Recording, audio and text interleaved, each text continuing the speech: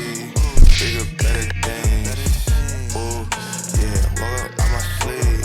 Hey guys, this is Hope Said It back with another Hope Said It Uncut video for you. This week we're talking about jobs on jobs on jobs, and it's really a part two because I did my part one back in August, I believe, and this is not just like a rundown of all the jobs and look, Hope said it and here's how she works. No, this is really just to encourage you to know that even though your path, you may have an ultimate goal, but the path to get there might be a little wonky, okay? So if you're in college, even if you're out of college or you never went to college and you're just like, what is life right now? I'm taking all these jobs that don't seem to make sense. Trust me, I get it because I was there. But the key is I kept my end in mind, my end goal in mind, so I didn't get distracted along the way. And I'll kind of explain that. But read up on my last blog, those jobs on jobs on jobs. Ooh, say that 3 times fast.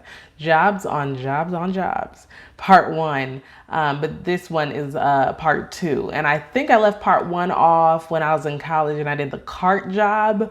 Yeah, I was basically security carting out there from 7 p.m. to 1 a.m., taking different people to and from campus. I got chased by animals. Like this possum, I promise you, he had a vendetta out for me. Like we did not like each other.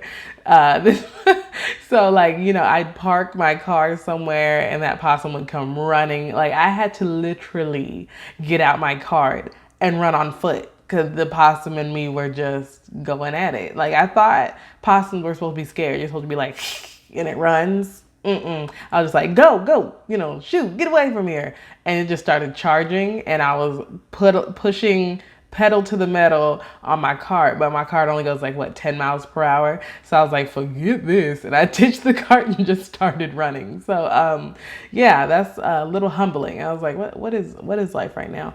But on the other hand, that's how I met my husband. I knew him on campus, like acquaintance, just like, oh, that's so-and-so. But then he started stalking me. Yes, stalking me. My side of the story. If you want your own side, get your own blog. But anyways, then he started stalking me basically and getting rides and staying on. Like he'd be like, oh, let's, go to the library. Okay. And then it just became, we're literally from maybe 8 to 1, 9 to 1 or something like that. He's just riding along with me. So that was cool because that was almost like my, although I work for the police department, that was almost like my personal security. So no one started doing anything crazy after that because it's like, okay, this man's right here and he's gonna stay here, Everything has its ups and downs. That's the cart, so I already explained that, okay? Part one. This is the beginning of part two. Part two, okay, so at the time I did the carts at night.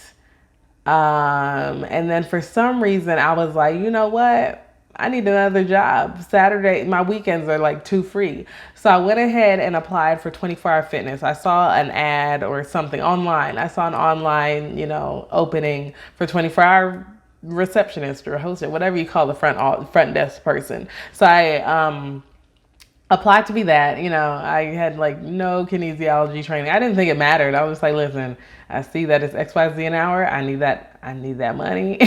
Let's go. Mind you, for college, I paid my rent in advance, right? So to make sure I was on top of it, and I lived in Section 8 housing. Now that I think of it, it was good. It was like some nice apartments. I lived in the front of the Section 8 housing. Like, let me tell you, humble beginnings.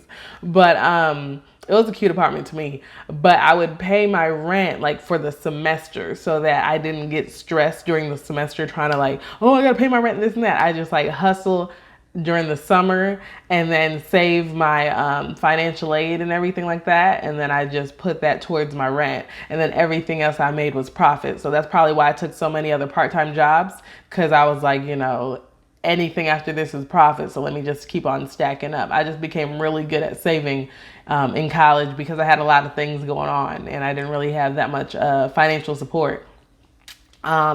only because we were broke, like my siblings and my parents helped me as much as possible, don't get me wrong, but I didn't want to really burden them, and I knew that no one really had it like that, so we just hustled. So my next hustle was 24-hour fitness. It was a cool job, actually. Like, everybody else was kind of like meatheading it, and everybody who worked there had a kinesiology major, some kind of physical therapy aspirations. I did not. I was broadcast communications, and I was like, listen, I'm just here for a check, but I'll play along. Hey, yeah, I love working out. I eat healthy, and like I did like fitness, but I never wanted that to be my career. I would work out, but that's what I told him. I was like, I work out. It'd be cool to be in this environment, and also. I was like, dude, you get a free membership if I work here. So I just have to, work some weekends. We'll work every weekend and then get a free membership and go to college and get paid. Like, it was a good deal, I feel. And everybody liked me because I was taking their weekend shifts. Who wants to work on weekends? And I was like, I'll take your hours. I'll take your hours. So I was always like 3 to close, 4 to close on Saturday and Sunday. So that's what I did. It was pretty cool. Not drama filled. The only drama that I can even remember, there was two, I believe they were fitness trainers, basically, 2 different trainers. One was a black male, one was a white female. It turns out that guy's family did not like him to date out the race, like, for real. Like, he was like, no, Granny cannot know. She can never come over. She's diehard, almost Black Panther-esque, So that was kind of an issue, because then the grandma, or any time a relative of his would come to the facility, he'd have to act like I was his girlfriend. And he didn't tell me prior. So here I am like, yeah, no, we're not dating. No, I don't know this man, And they're just like, oh, okay, this is awkward. And then he finally took me to the back and was like, Hope, no, you got to do this because they don't know that so-and-so is white. I was like, oh, gosh. Okay, yes, I do like your nephew. So so that was the only weird thing that happened there. But otherwise, it was pretty cool people. It was young, vibrant crew. I don't know. I liked it. I'm sure there was a lot of more hooking up and, MTV like stuff that happened, but I was weekends only, and on the weekends it was chill. So as I was having that job, I had the cart job, I had the 24-hour fitness job, and for some reason I was like, hey, I have an opening on Saturday morning. And I decided to fill that with actually one of the coworkers that I had on the cart. She told me about a job about valeting. It was like at Six Flags, there was like a valet service that you basically valet park their cars. And she hooked me up. She was just like, oh, I'll just make a call and then you can work. Yeah, that would be great. I did not know necessarily how to back into a parking spot. I'm a pro now, but when I started working there, I was like, oh, all of them have to be backed in? Oh, okay. And then I'm the shortest one there, so I could barely see over some of these steering wheels. And the other main thing is that I did not know how to drive a stick. I just did not. And, with all those fancier cars, most of them will be manual. So, that was interesting. I started my first day, and, I was just praying that I would not get a manual transmission. But then like 3 hours in, this truck came and I was like, I got it. I never knew there was such thing as a manual truck, but now I know. So I got in the car and I was like, oh crap. Oh yeah, no sir. Yeah, go ahead, have fun and I will get it all straightened away. So I'm up there trying to, act like I'm moving stuff around and, yeah, no, bye sir, go away, because I don't want the driver to see me stalling out his car, basically. So I get in and I tried. I was like, oops, it was not working. So I had to call one of the guys, the coworkers. I said, hey, I don't know if this is a different stick or it's just not working for me. And he did it with no ease, and he kind of looked at me like, amateur. I did not drive a stick. I don't care. I'm just trying to get this money. So that job was okay. That was kind of like the telltale. That instance was like the telltale sign of what would happen, because it it was cool, but then it started getting to summer, right? So once summer started, I was like, the cart job ended because that was only during school hours. And so I was working 24-hour fitness and this other, the valet parker job. Okay, but the heat, that's when I first learned, like, me and the sun, I don't think me and the sun don't have a normal relationship. I mean, some people are like, oh, it's hot. Me, I'm like, no, it's hot and my skin is burning and I did sunblock and I got a headache and I'm drinking water and it's not working. Like, the sun just does something to me, like zaps the energy. It's extra. So that's when I learned during the job, because it was hot. It was very hot. It was summer, 100 something degrees. So I came to work, but I was like with a hat, long sleeve light shirt, long pants, khakis, because I just didn't want the sun beating down on me. And that worked, but it was just hot. Like, I had sunglasses even on. I looked crazy because most people were trying to wear less clothes because it's hot. I was like, listen, pack it on. I just don't like this. The sun beat down on me for like 5 hours straight or something like that. I turned a legit burgundy color. Like, but when we're done, I was like, oh my gosh, I look like a tarred football. You know, it was just weird. It was an actual kind of neat color, but it was just so odd that, wow, my skin just soaked up this sun and turned me a whole nother color, like found a new hue. Not even like a darker of my complexion. It was literally like a new hue. I looked like a football. It was like the color of a football, seriously. I just didn't like the whole outside thing. I was just like, no, I can't do outside. I'm getting off work. I'm having headaches. No. So that was the first time ever in history that I left money on the table. Like, I think I called in, I did that job for maybe 3 weeks or something like that. And I thought, I can't, this sun is too much. Like, the first 2 weeks or something like that, it was a little overcast, so it was cool. But then once the sun started beating down, I said, no, I called the boss. I don't know what excuse I said, but I was like, yeah, so no. And that would have been my biggest check, like what I left on the table, because that was when I turned that football color, and I worked for a long time for that. So, but I didn't even think twice about it. I was like, no, I ain't going back, and that's that. So that was that. But that led me to my real summer job. It was a home scheduling service, right? I feel like I worked 40 hours a week on that job. But let me tell you what hating looks like, okay? So my brother started working there first. He's 4 years older than me. So right before he left to out of state, he took a job out of state because he graduated college. He took a job out of state, brought me and my sister on to this job, right? So me and my sister are working at this job now. The CEO was mad cool to me. You know, he was very cool. We started working there. The manager loved my sister, did not like me worth crap. Okay. So me and my sister would always work together. We click and all this other stuff. And our artists, we carpool together, it's whatever. And then she started hating, and she had my sister open and would have me close. So maybe we would have an hour or two of overlap. And I'm like, really? And then, obviously opening, for me at least, is better than closing. And I'm like, ain't nobody want to close. Everybody just wants to open and get their shift over with. So she let my sister Grace open, and then I'd have to close. And I was like, okay. And forget you too. I just figured she was hating because the CEO liked me. Like, not like, ooh, he likes me. No, we were cool. Like, I think we just bonded because he wanted to do broadcast communications. But his dad was like, oh, it makes no money. Which his dad was right. But who cares? Chase your passion. So he was like, oh, it makes no money. So my dad said, do business. So he ended up doing business. And I guess it worked out for him. But for him, I think he was kind of like vicariously like, hey, Hope, like broadcast, that's cool. And I was going for it. I knew it didn't make any money. And I was like, yeah, that's still my dream, whatever. So I think we clicked on that aspect. But the manager didn't like it. So she split me and Grace up. Whatever, I was still doing my thing. And when I tell you, that's the first time I acted a complete donkey on the phone for customer service. So it was basically the job is for real estate, right?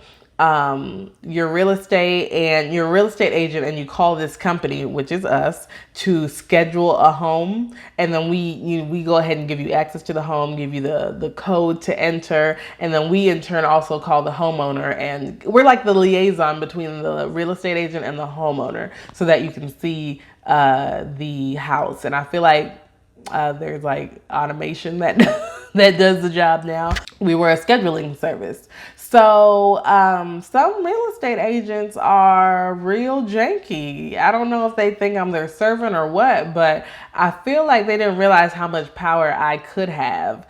But they did realize it after I did what I did. So one guy in particular, I remember he called, and he was like, hi, I need to see this house basically right now. I know in the notes it says they need 2-hour notice and not after dinner time. And mind you, it's like 8:30 at this time. But we need to see it. I have a buyer who's very eager. And I was like, okay, sir, so is this the first time you are scheduling this? That homeowner does not know you are coming at all?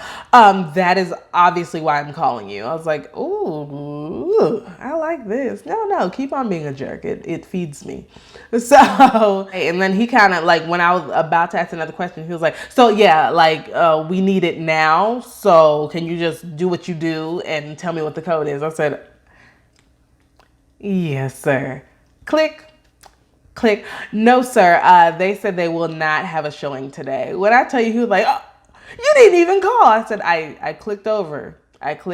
No showings. And so he was mad because I was like, no, we ain't doing this. Like, I have the power to let you in. I don't think you understand this. And you just blew it, sir. That's how I had fun on the job. Like, you took my sister away and I was like, I'm acting a dang donkey. I don't care what this is. And so, we'd call and I'd give people the wrong codes if they're acting like a jerk. And they're like, oh, I was standing outside were you? I'm sorry. The people said no showing. I just shut it down when I wanted to. I'm not going to act like that was the best thing to do. But I don't know. I think I try to make life fun for myself, okay, I don't have to have anybody. Let me be my own entertainment. Actually, the employees were my entertainment after a while. So there's this one manager who didn't like me, right? Okay. But there was another manager. So there's two managers. One didn't like me and one was just weird. And she had a husband who was like the lead call guy or something. I don't know. But it turns out those two were swingers. And I was like, So one time when we were closing, I was on the phone and for some reason I turned around. You can turn around and see his screen and it said how about tonight or something like that. Mind you, it was already a rumor. I feel like someone told me, but I found that out on his screen too, because they were really trying to set it up and be all I saw was, what about this couple? And then really trying to make plans and locations. I said, oh, okay, no, do you? Wow, and nothing. And so when the lady manager who had this, they were swingers, the lady manager, if she tried to check me with anything, I'd be like, what are you doing tonight? All loud. And she's like, oh, hold on, do you know something? I'm like, I'm sure you're not doing it alone, whatever. So that turned awkward. Her and her husband hated me from then on. And there's the other manager who didn't like me. Her dad worked there, who was mad cool. He was Mr. Job Turkey. He'd be like, get off the phone and get out of here, man. He'd act all nice on the phone. Yes, ma'am. 7 a.m. Yes, that's where we're gonna see you. Okay. Get out of here, man. And he'd hang up. And then her husband also worked there. So it was a whole family affair. And it was a very small call center. But her husband also worked there. And he was very quiet, but he had attitude issues. He'd get off the phone from, I guess, a contentious real estate agent. He'd be like, ooh, and then just walk. He'd just be gone for 10 minutes. I'm like, sir, you can't be gone every 10 minutes. Hello, we have people on the queue. Answer the phone. But anyways, that was an odd job. But toward the summer, it got bought. Then under new management, it all went to shingles. Mind you, it was a summer job for me anyway, so it didn't matter. I maybe had 2 more weeks until school started again, so it was fine. And I was like, well, maybe I can still, maybe work it out, maybe do it in the on the weekend or something.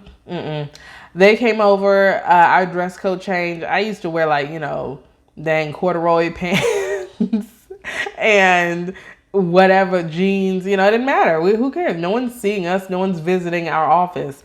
But, new management took over. They said, here's the dress code, this and that. I violated dress code maybe on day one, ripped jeans and everything. And they're like, well, that dress code is going to be my dress code. What you going to do, So, and they didn't even really do anything. I was just like, you know what? We're not going to really get along here. So I never came back.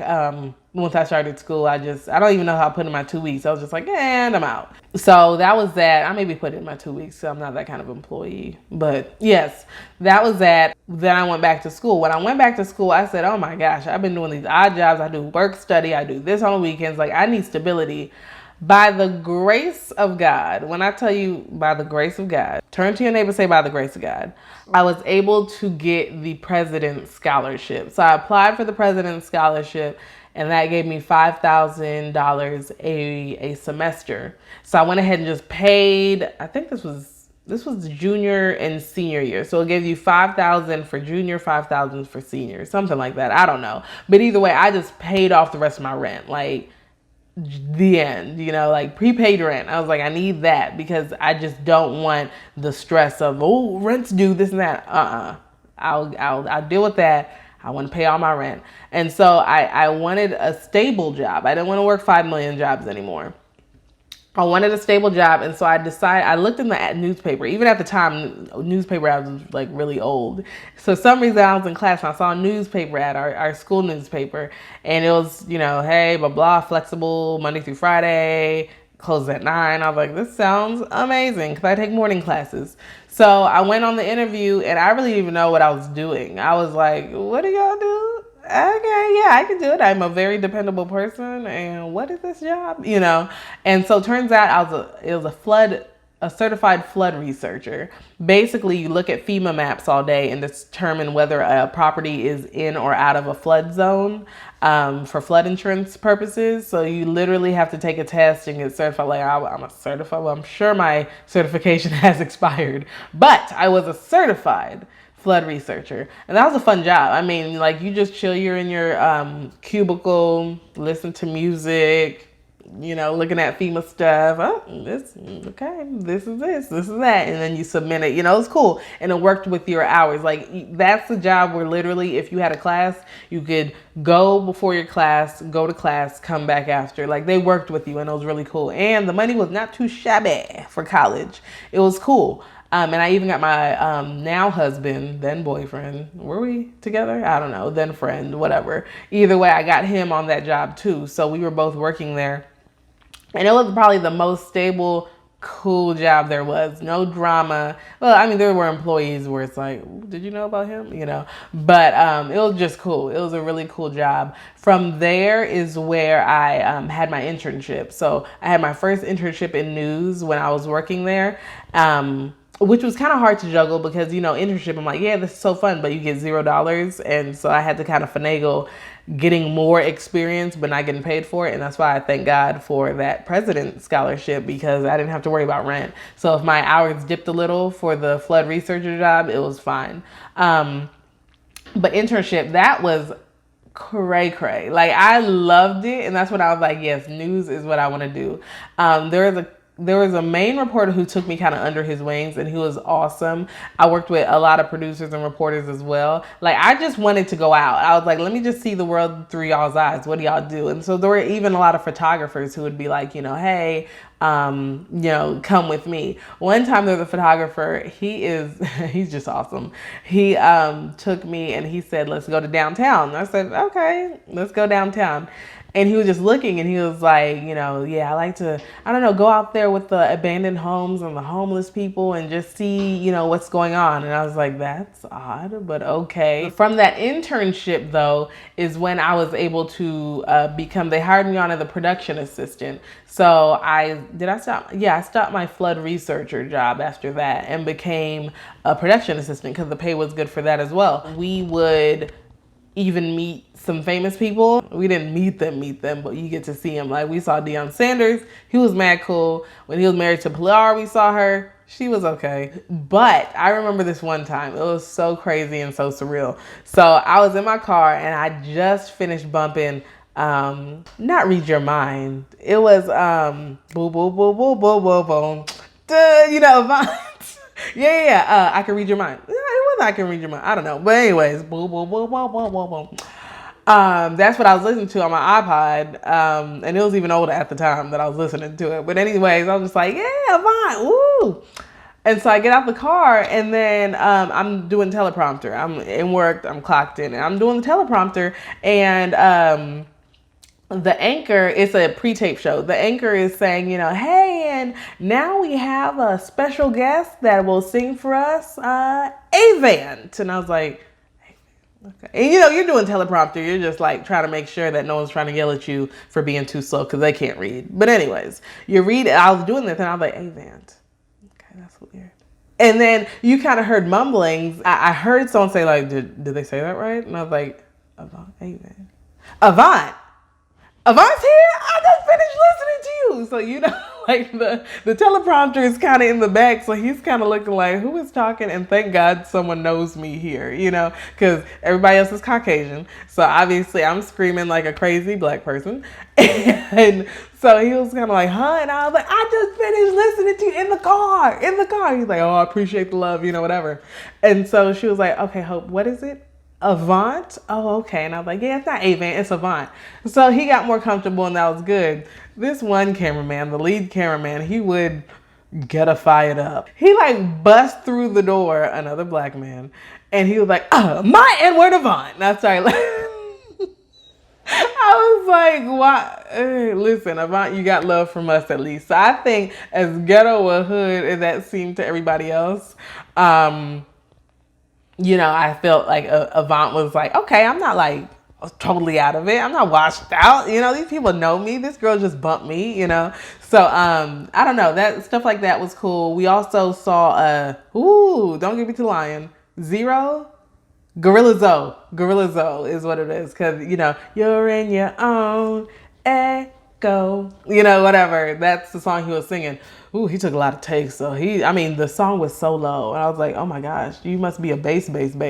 Because even when he had to say like, and you're all alone, how low that is? He was like, and you're all, so we had to, and then he be cussing when he messing up, child. But anyways, so we had that too. So different celebrities or special guests would come in and sing too, and that was pretty cool. But after production assistant, I went ahead, and that's really what launched me to my producer career, because I stayed in the same network affiliate, and I went to different cities based on people knew me from there, or hey, I got a call from this person, they said you're cool, do you want to have this job, but that really launched me. Like it took my career, like let's say this is the career. My career was not like, oh yeah, it was like that's how my career went, because it wasn't a straight line. Like I had to hustle because I needed the funds, right? But even without the funds, I had to learn some things along the way. So even all the way from Chuck E. Cheese's, I had to learn like delayed gratification. Chuck E. Cheese's, they wanted me to be manager so bad, and I was like 16. Instead of me going to college, they're like, Hope, I got a manager position for you if you stick with this company, this and that. And I probably would have made more as a manager than I would my first job in news. I would have made more as a Chuck E. Cheese manager than my first job in news. Ain't that crazy? But it was realizing what your goal is. Like I could not lose focus and start chasing money, because when you chase money, you're going down a foxhole really, and then you're just like, and I was like, no, I am I have a goal. I'm trying to get to it. At the time I was like, I want to be executive producer. And that's just what it is. So even when it was like you're making peanuts, I was like, I don't care. That's my passion to do news.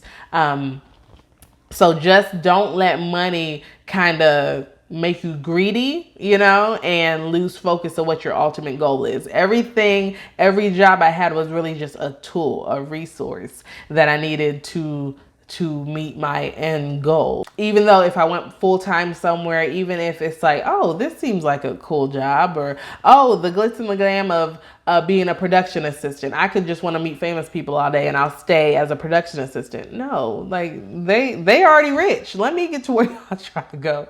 So it really just was a learning experience. Every job I had, I learned something. Even the crappy valet drivers, valet, whatever. I took cars and parked them for people. Even that job, I learned Hope can't do outside. I learned so much about myself with the jobs I took, and I just do not regret that. But what I would tell you people, as crazy as everything was, don't lose focus and don't get discouraged. It was so easy for me to get discouraged. Like, during my production assistant job, I think that's when I was applying to be a real producer somewhere.